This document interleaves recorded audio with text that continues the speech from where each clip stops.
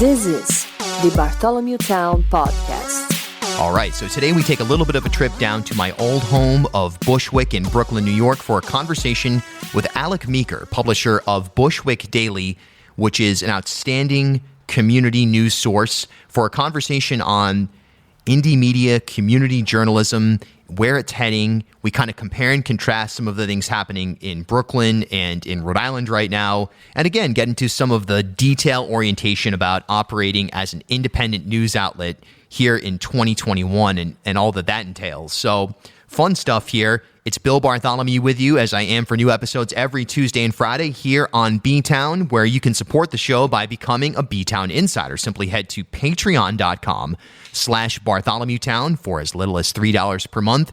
You may help to sustain the independent journalism, entertainment, opinion, and analysis that we've become known for. Patreon.com/BartholomewTown. Coming up on Friday, October 1st, B-Town events are back. That's right, the first event that we've had since the start of the pandemic here in Rhode Island, going back to, I think the last one we did was February of 2020. So back on Friday, October 1st, right here at the Loft, 669 Elmwood Avenue in Providence, Rhode Island. A show featuring the wonderful Laco plus my band and some special guests. We'll have the community conversation as we always do. Full COVID protocol will be in place, and you must have proof of full vaccination to be able to attend. October 1st here at the Loft in Providence. So what's Bushwick Daily, and what's your role in it? And I mean, I know the answers to this, but I guess tell the audience what it is and kind of where it began and what it's become. Yeah, that's a big question. Yeah, so pretty good one. So Bushwick Daily is a community news publication that focuses on the geographic area of North Brooklyn in New York City. And what is Bushwick Daily? Fundamentally, what we strive to be in what we are is the connection point between the community and the information they need to allow them to move around their community and make informed decisions in their community, and fundamentally to empower people in meaning that whether it's from an article or reporting that we're doing about a mutual aid group that someone can read about on Bushwick Daily and then decide to get involved and donate or use their services, all the way to local election guides or just local guides for when to get registered to vote, all the way to here's a new restaurant or here's a new artist and they're having a show in the neighborhood, and this is how you can go see it, or here's a protest that's happening, here are the people that are running it, here's what they're for, here's what they're against. And then you can have the opportunity to get involved. And so fundamentally our job at Bushwick Daily, and I think in a lot of community news, is to facilitate that transfer of information and be a strong and trusted source that isn't biased, so that we can allow people to engage and make better decisions that empower the community, that empower themselves.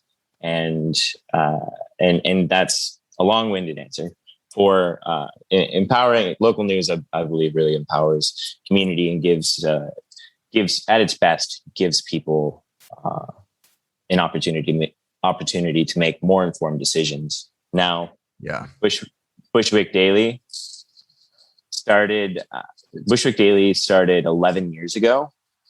And at the beginning, Bushwick Daily was really just a photo blog, which this was pre-Instagram. It was just like photos, really. But the website officially started with photos with some captions. Then it became like, here are the gallery openings, here are the art parties, here are the things that are happening in the neighborhood. And at this time in Bushwick, it was, and I think you were living in Bushwick for part of this, Bill. At this point, and still today, Bushwick was rapidly changing, rapidly gentrifying. But these were 10 years ago, 11 years ago. This was like when the artist class of residents were moving in and we're living here, and we're starting to become known, and the demographics of the neighborhood really started to shift. And so Bushwick Daily was around for the beginning of one of many demographic shifts in the history of New York. And we were able to follow a lot of what was going on and help to translate a lot of what was happening to people who didn't live in Bushwick, or people who were in Bushwick but weren't necessarily on the ground. And it's community news, so it's we were just reporting, and we became popular because of how much was changing, and a lot of the coverage that we did was constantly either about two opposing. At that time, it was very frequently seen as two very opposing forces, which were the incoming gentrifiers and the existing community, and those were seen as opposing forces, and that's the neighborhood, in terms of the economic development in the last 11 years. I mean, Bushwick has been developed. There are lots of large buildings, and there has been more of there's still lots happening, but the opposing forces that once were like the new transplants coming in versus the longtime family residents, I think that a lot of people have started to work together more, and have started to work together more, and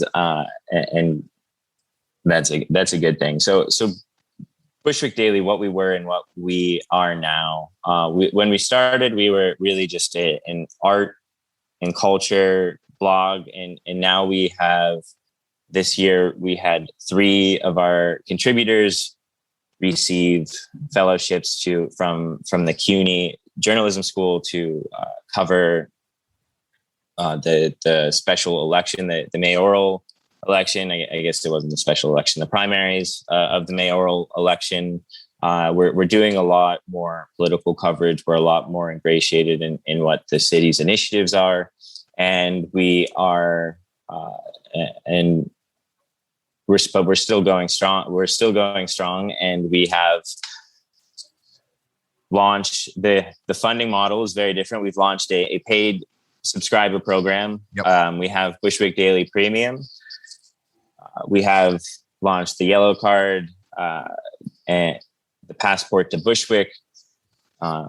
So in coverage, in what we're covering, we've expanded from just art to community and protesting and local politics and news and a lot harder topics. And in terms of our business model, we've gone from just from display advertisements or a small sponsored post to working on multiple revenue streams and working on building a consistent base of revenue. And that's both of those things are things that I have worked hard to influence and take us in those directions. And we were certainly put askew by the pandemic, but there have been a lot of really great things. There's a lot of really great things going on, and I'm happy to say that we are growing and moving in the right direction post pandemic, and I'm very excited for the things to come.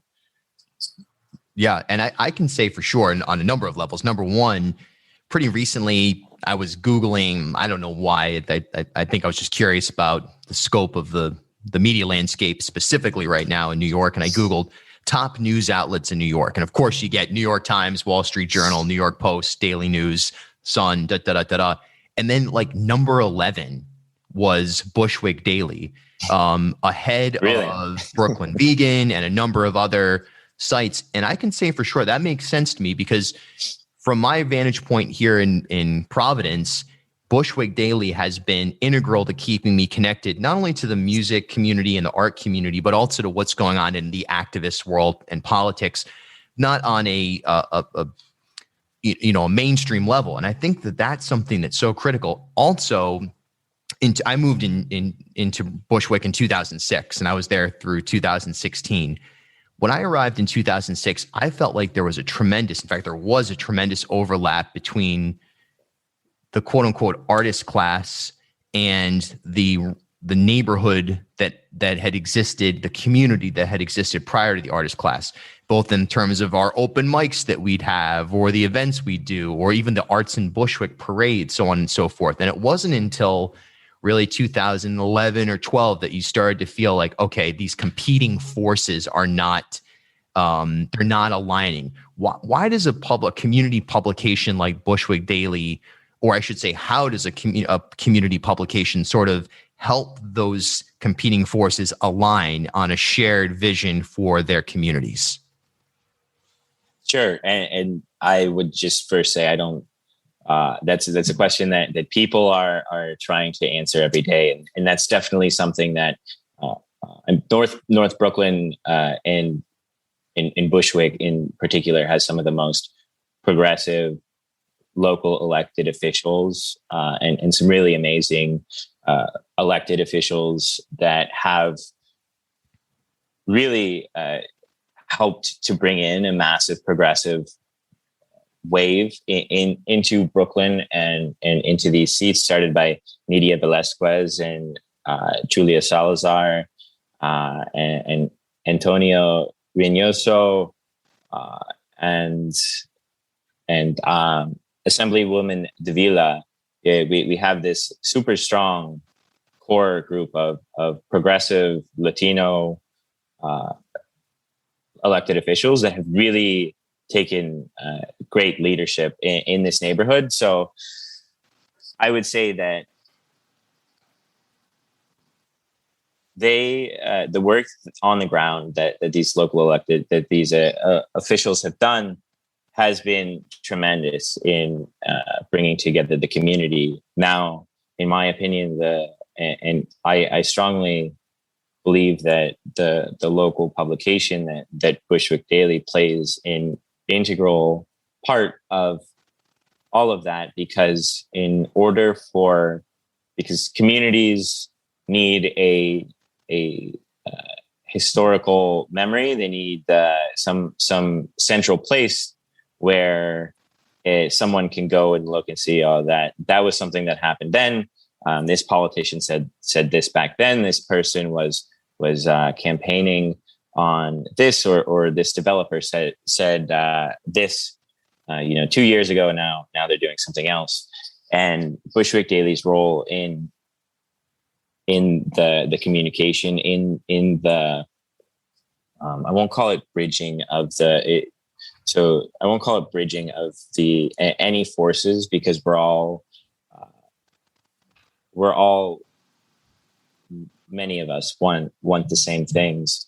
And so where Bushwick Daily comes in is to just follow the works and the actions of the incredible people in the neighborhood, report on them, and publish the information out so that it can get to as many eyes as possible, and to avoid like the PR, the press release based reporting where that is a mess. And when you're talking about these publications that Bushwick Daily was maybe ranked above, I can certainly say there's a lot of publications that are probably making that have certainly switched their business model and their coverage to something that's more accessible, and that is the dozens of press releases that come into our inboxes every day.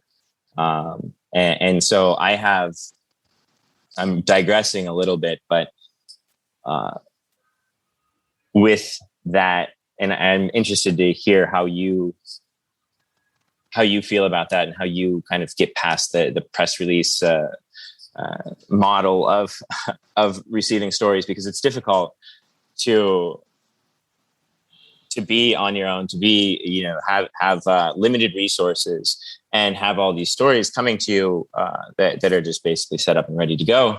And then, really rejecting 99% of them or accepting some of them, but making sure that it's done, the reporting is done correctly, and how you manage that. Yeah, well, I can say for sure that it's so true that this like news desk model of, oh, good, here's a press release from a candidate or from an elected official or from a nonprofit or whatever it is, and it's convenient, and you can pull you can create a Twitter post. So much of the media landscape, I think, not only here in Rhode Island, but it seems across the entire national spectrum, is that. But the key to me is to show up. So, and part of that's, I guess, accountability, but it's also breaking down. Okay, so a candidate for governor here puts out a press release. They say they want to improve education, and they're giving a press conference. Well, I'll show up there and I'll say, let's get specific. You want to improve education? Who doesn't? What are you going to do about this specific school that has water falling through the roof of the building? And like, what are the bonds? What's the breakdown of how bonding would improve this particular building? And what about the union contract that needs to be negotiated? So when you push people, you can go a step beyond that news desk style of press release journalism. But it's so fascinating to see how, or hear you say that, because I also get bombarded with press releases, and some of them, yeah, you get them and you're like, someone's constantly hounding me to get on the show or get coverage. And it's like, well, your story is in the press release. There's nowhere else to go because you're not willing to go deeper. And I think a lot of people realize that it takes the vulnerability, or a lot of people don't realize it. And the ones who are successful realize that their own vulnerability in getting off script and being able to pull from their soul and from their brain what needs to be done in a specific situation. Those are the people that I gravitate towards, and I think they're the ones who are the most successful, at least up here. Yeah, I think that's interesting. I don't know about you, but I also receive press releases that are like, there are some restaurants that I receive 2 press releases from per week about like a new initiative or new menu item. And that's like, just blows my mind. I mean, it's smart, but yeah, because eventually somebody is going to give this need an angle in this content machine, and like, these, and it's easy to think, okay, well, here's a story that we can do quickly.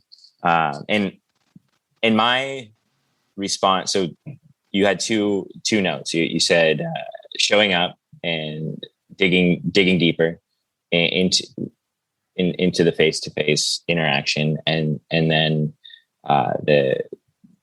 your second point was finding the people that are willing to bear their soul more, or to just use their mind and not stay 100% onto the log line and the press release line.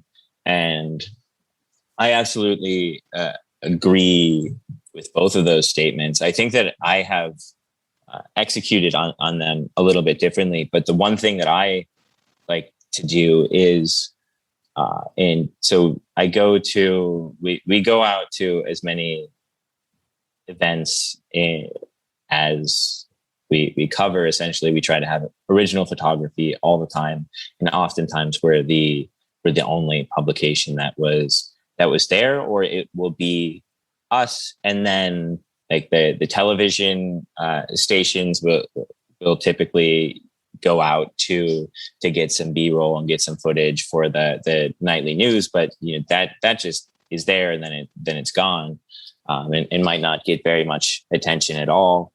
But showing up is incredibly important, and I think as much as it's important for us to show up, it's important for the people and the stories that I like to cover and like to look for, and how are the stories where the people and the subject are also showing up.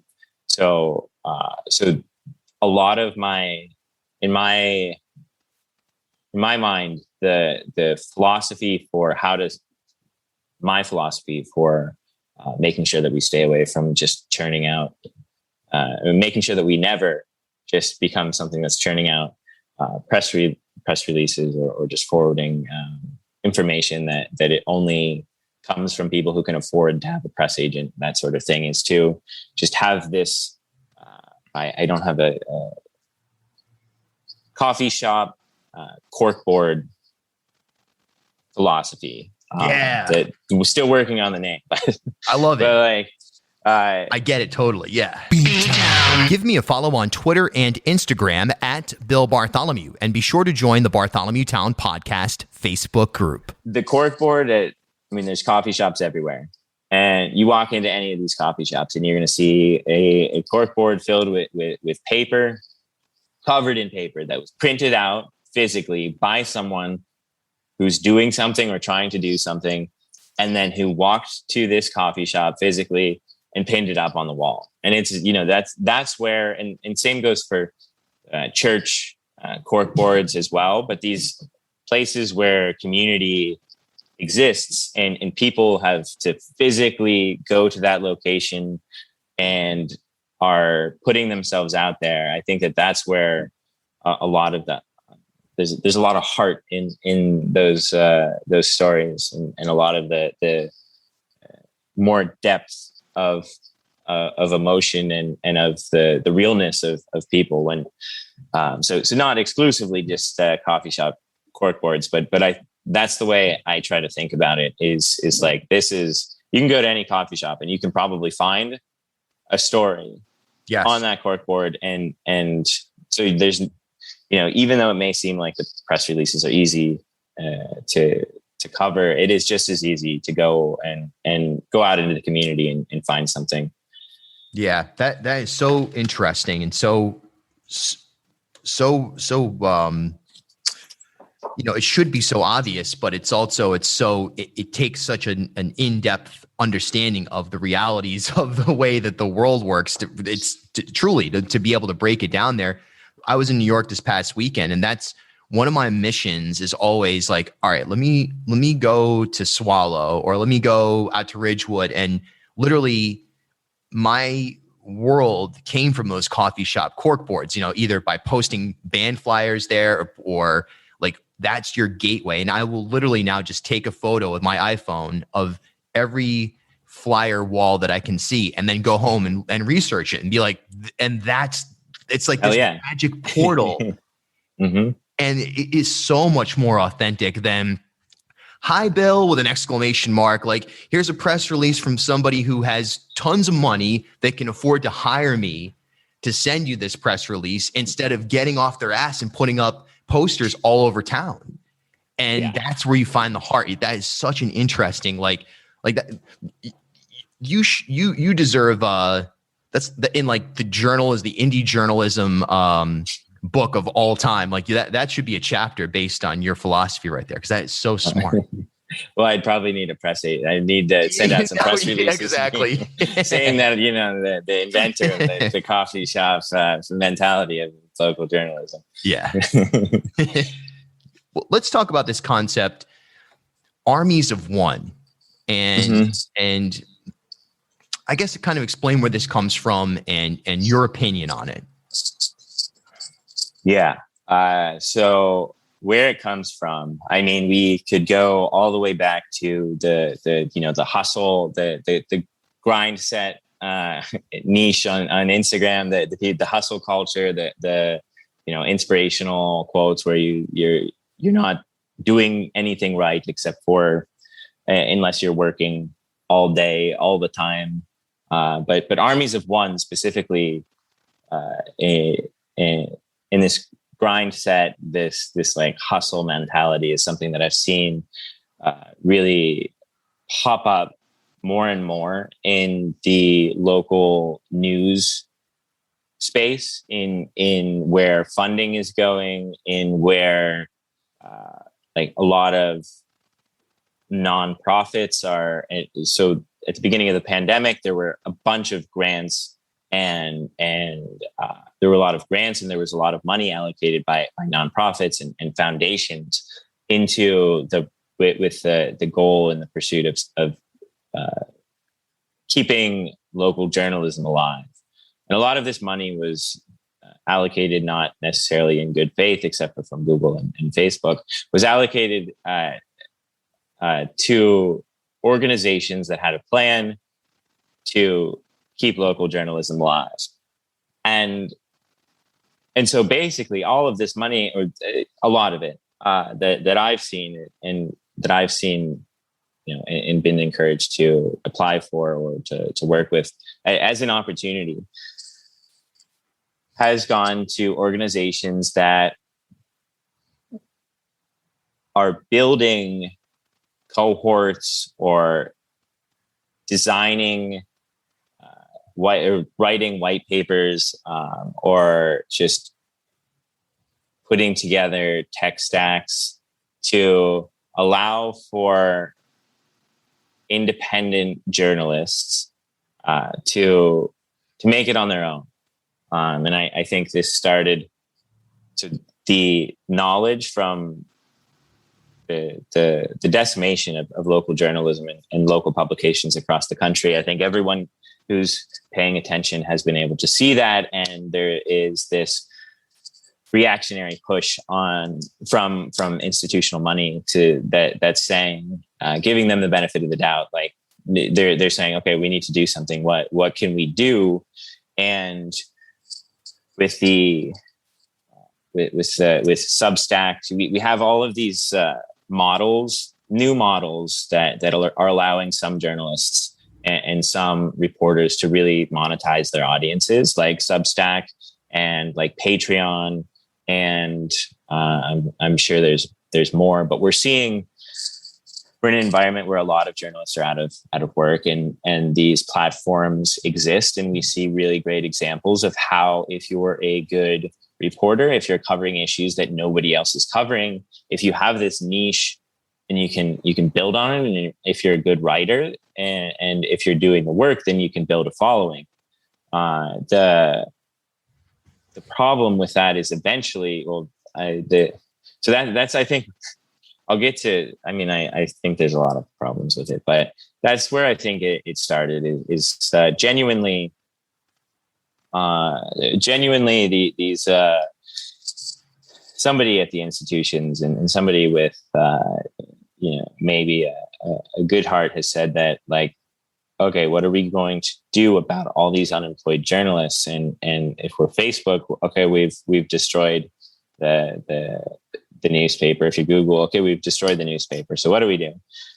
We give a bunch of money to people who are trying to do it on their own, and then make sure they all compete against each other, and find their niche, and give them the same exact tools, same exact toolkit, and give them the same exact information, and then hopefully that'll solve the problem. And I think there's a lot of good people that are so getting back to like armies of one, and the problem I have with that is it's a lot of these programs, and generally, I mean, I think all of these things that I just said, are really great resources are being created. So really amazing programs exist, and amazing people are working on them. And there's a lot of incredible information and a big drive towards elevating historically underrepresented and historically silenced voices, marginalized voices, voices and stories that haven't been told. There's a lot of really amazing Black news cohorts, Latino news cohorts. The problem is when you tell somebody that they need to be a voice and they need to create content and be an entrepreneur and build this thing, and we're going to give you all the tools to do it, and you're going to be okay. I think that the people, there's a lot of institutional blindness towards some of the real struggles that and the real pain points in doing what we do, and that are being ignored, and that are creating a whole bunch of people that are kind of setting people up for failure, or setting people up for an exhausting time without really kind of is selling a false bag of goods under the guise of, hey, we want you to be self-sufficient. We want you to do all of, we want you to be a reporter. We want your voice to be heard. Meanwhile, just, leave your job, leave your health insurance, leave everything. And we'll give you this 30-page document that tells you, everything you need to know into creating a sustainable business model in an industry where the last 15 years, no one has been able to create a sustainable business model. But we'll give you $80,000 for a year to work on this. And so it's a lot of, and then not just to not be all negative. I do think all of that is really amazing, but the things that are missing are the things that like Google, I don't want to, Google and Facebook and all these massive institutions, and more than just those two, but who literally have billionaires on their boards, who have access to the world's data. They don't need to give out $80,000 grants to 50 reporters of color. They could very easily set up, a newsroom or the infrastructure, or pay for health insurance, or do a lot of things, or provide, like fact checkers, or there are a lot of resources that could be provided that would allow everyone to work together, instead of, we want a bunch of independent journalists. We're going to give them the same packet of information. So all of you are going to have the same blind spots and not be able to, you will all know the exact same formula. So there will be no sharing of knowledge that is beneficial, or maybe you have expertise in one thing and somebody else has expertise in another. And it just doesn't feel quite right to me. Yeah. It seems like it's unsustainable, and it's not the realistic best way to deliver, going back to where we started, the most honest community news, because there's just so many intangibles in doing journalism that even if you're the most well-equipped independent, you're going to hit the wall at some point. And there's just so much more to it than that. We could do a whole episode on that. One last question here. And by the way, I'd love to do, if you'd be down for it, do some more in the future, like getting into more specific topics here come back on another time. Absolutely. I have a tendency to not have very concise answers. And good. Well, I think that's the point of the podcast, right? Is like just to go there. But one last question, just sort of briefly, I think we here in Rhode Island, we have this moment where there's a tremendous housing crisis, and it's not just lowercase a affordable, capital A affordable. It's almost everybody, even certainly the middle class, and possibly even the upper middle class, where we're just not able to meet the needs of the community as a whole. And when I think of Brooklyn, North Brooklyn in particular, whether and obviously scooping briefly into Queens for Ridgewood, but that has been the story is it's almost like the generic example of a housing crisis where people are literally chased down the L train. Okay, we'll go from the East Village to Williamsburg and then and sort of Greenpoint and then Bushwick / East Williamsburg. Then okay, now we're on Ridgewood. Like how can a municipality, from your perspective, or a state or a region, whatever, sort of recognize when things are going over the cliff to the point where they'll never come back? I guess Bushwick right now, do you get the sense that you're in a critical moment where if things aren't adjusted in terms of housing, pricing and availability, that you could sort of end up with a ghost town in 10 years because nobody can afford to live there and the community's been chased out of there? Does that make any sense? Like where you're going around in circles where it seems like you're building, but then the bubble bursts. Mm-hmm. Yeah. And I would say I am first of all, I'm definitely not the most qualified person to talk about this. Sure. And but I could bring, I know a few people who are working directly with some cool programs related to the empty lots in Bushwick, and yes, there is a lot of work being done on checking out all of the empty lots and what sort of affordable housing can be put up on those empty lots, and that's an initiative that is being actively pursued right now. It's actively pursued, as in I think they're at the stage where someone has photographed all of the empty lots and has mapped them all out. So very, very early stages. I would say the pandemic was very tough for me. Was extraordinarily difficult for so many families and residents of North Brooklyn. The one thing that I appreciate about North Brooklyn is how progressive the leaders are, and yeah. I mean, I'm hesitating to really give you a straight answer because more just opinion, but I really don't.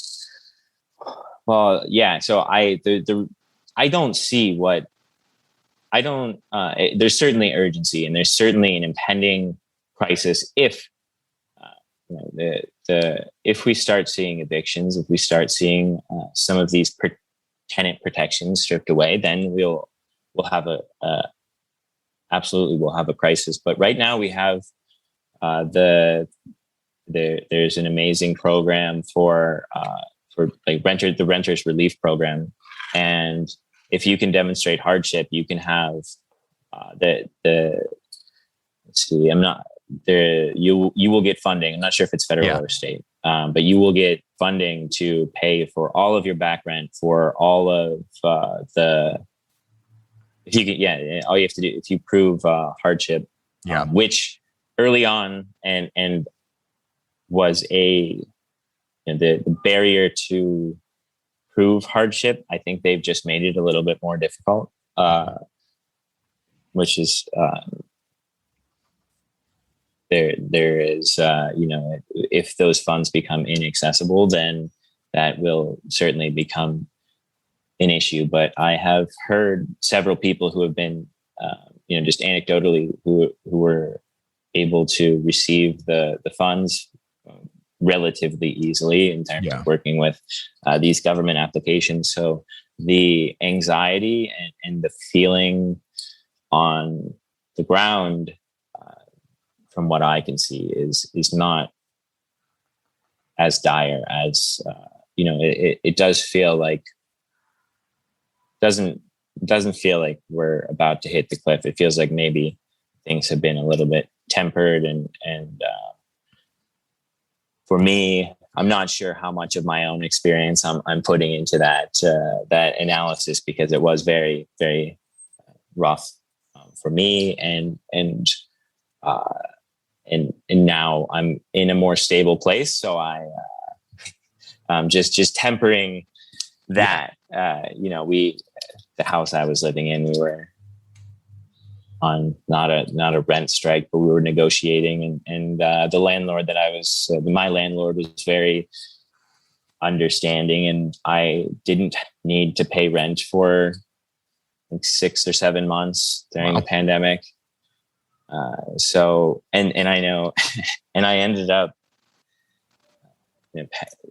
paying my rent when I was moving out and moving into a new spot. I was lucky enough to have the ability to catch up, but I know there are still some people living there that haven't paid in like over 2 years. Yeah. And so this is all to say I think people feel protected. But again, this is, very colored by my own personal experience, and this could be a very different situation in other parts of the neighborhood. And I don't want to, I know that many people have benefited from these programs that have been put into place. And I'm sure there are a lot of people that are, I know there are a lot of people that are facing housing insecurity, and even in the shelters, the bigger story recently is that the Blasio had the mayor. During the pandemic, there were no group shelters where everyone who was in like packed rooms, and that didn't happen. Everyone or many, if not all, of the group shelters, the residents were taken to facility, a lot of them hotels, facilities where they were able to properly have the ability to quarantine and isolate themselves from the disease when it was spreading. But just in the last month, those housing facilities where there were, the hotels where a lot of our unhoused community was living, those people are being taken to shipped essentially on buses to group facilities. Mm-hmm. And that is certainly that is an issue that I guess an ethical issue and moral issue, and that is something that I have seen just in from osmosis, from being around and paying attention to what people are talking about and organizers are talking about, and the issues that are pressing. And I would say that at the forefront, this is what a lot of this is kind of this is taking more precedent in terms of, like, if you look at a cross section of all of the activists and organizers and what everyone's paying attention to right now, this is the unhoused relocation and just the management of the, even me saying management is a problem. Yeah. Because it's like, exactly that. It's the management of someone's living space is an incredibly awful, and dehumanizing and isolating thing to not have a home where you could be shipped somewhere else on a moment's notice. So that's certainly something that I've seen work being done on, and that's kind of, in terms of the bubble, doesn't quite, I would say that the underlying bubble, if we're talking about, like, there's a lot of restaurants and a lot of underlying businesses that during the pandemic they received really great pandemic assistance loans and grants and the EIDL funding, and were able to pay their rent with those funds. And now that we're turning the economy back on a little bit, now that those funds have been allocated and used for rents, I think, and I don't have the data to say this for certain, but every restaurant owner and small business owner took a significant amount of this this pandemic assistance, disaster money, and we're using it to pay rent and to pay staff, and so there's a possibility that all of the debt will be forgiven. The PPP debt, a lot of it if it went to payroll, then it will be forgiven. And if it does, then that's good. But I know that there is a significant amount of debt in the small business owner community. And that's something that, as independent, when you have just a few people managing the business, that's not something that you project, or it's kind of a silent struggle that I hope we don't see something where there's a wave of small business owners who just get exhausted and pack it up and say like, okay, I have this 30-year loan. I'd rather just it was a good run. I have all this money I owe. I'd rather just pack it up and go relax for a little bit. Yeah. And then I think the risk is that sort of a thing happens if there isn't a strong enough comeback, or just if business doesn't get good, come back enough. And I think we're seeing that here too, no doubt about it. So much we can get to. At HealthSource RI for Employers, we provide access to health insurance to more than 1,100 local businesses and nonprofits, and 96% of them renew through us every year. Maybe it's our choice of 19 different health plans, our 10 years of customizing solutions, or our one local team of dedicated experts helping employers find quality health insurance. See how our numbers stack up for you. Learn more at healthsourceri.com/employers.